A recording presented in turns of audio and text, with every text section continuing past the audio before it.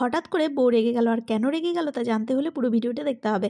তো দেখো সকাল সকাল বেরিয়ে পড়েছি সব কাজকর্ম সেরে। তো দেখো চারিদিকে কি কুয়াশা। এটা হচ্ছে আমার 8ই ডিসেম্বরের ব্রাইড, আর আমার ব্রাইডের ইচ্ছা ছিল ফুলটা যেন আমি নিজে গঙ্গারামপুর থেকে নিয়ে যাই। তো ওর ইচ্ছা পূরণে নিয়ে নিলাম ফুল। তো ওর ইচ্ছা ছিল যে দিদি তুমি তো ওখান থেকে আসছো প্রাণসাগরে, তো আমার জন্য ফুলটা প্লিজ নিয়ে নিও। আর যদিও আমি সেরকম কোনো ব্রাইডের ফুল নিয়ে যাই না, কিন্তু ও আমার হোস্টেল ফ্রেন্ড ছিল, সেজন্যই নিলাম। তো দেখো আমরা প্রাণসাগরে ঢুকে পড়েছি। তো এটা হচ্ছে প্রাণসাগর, চালুনে ছিল বিয়েটা। তো এসে দেখছি ওর মেহেন্দি পরা এখনও শেষ হয়নি। বলো আয়েশা, তুমি কেমন লুক চাও? দিদি যেভাবে সাজাবে সেভাবে খুব সুন্দর সাজাবে। আমি আশা করি দিদি আমাকে ভালো করে সাজিয়ে দেবে। আর হচ্ছে তুমি টোনটা কেমন চাও? একটু ব্রাইট, একটু ব্রাইট, একটু ফেয়ার। ফেয়ার একটু। আর চোখটা টানা টানা। টানা টানা। ঠিক। আর চুল? চুল দিদি যেভাবে সাজাবে সুন্দর পছন্দ করে। ঠিক আছে, দেখি কত দূর কি করতে পারি। চোখ খুলে একটু দেখো, আয়নাটাতে দেখো।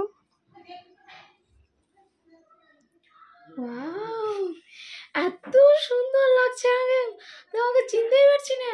হ্যাঁ, গ্লেজ কেমন দিচ্ছে বলো? খুবই সুন্দর, যেমন চেয়েছিল এইচডি তেমনই হয়েছে। আর কি লাইনারটা কি মোটা হয়ে গেছে?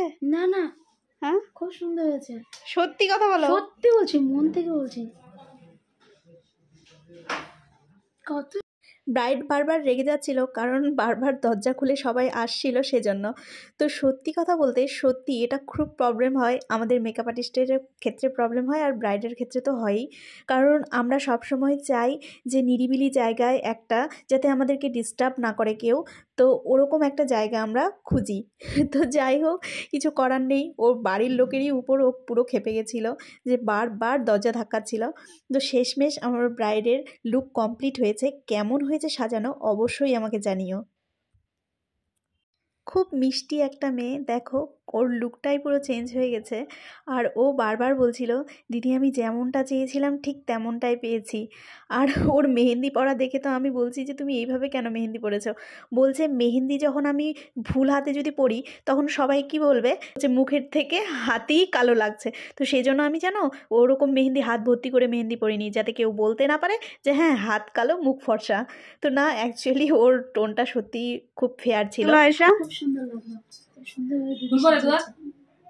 খুব ভালো হয়েছে, খুব ভালো হয়েছে, মনের মতো হয়েছে। লুকটা কেমন হয়েছে অবশ্যই আমাকে কমেন্ট বক্সে জানিও। আর সব থেকে বড় কথা, তোমরা যখন লাইক কমেন্ট করো সত্যি আমার খুব ভালো লাগে। আর তোমাদের যদি কোনো কোশ্চেন থাকে তো অবশ্যই আমাকে জানিও, তোমাদের সব প্রশ্নের আমি উত্তর দিব। তো আজকের মতো এখানেই রাখছি, দেখা হচ্ছে নতুন একটা ভিডিওর সাথে। টাটা।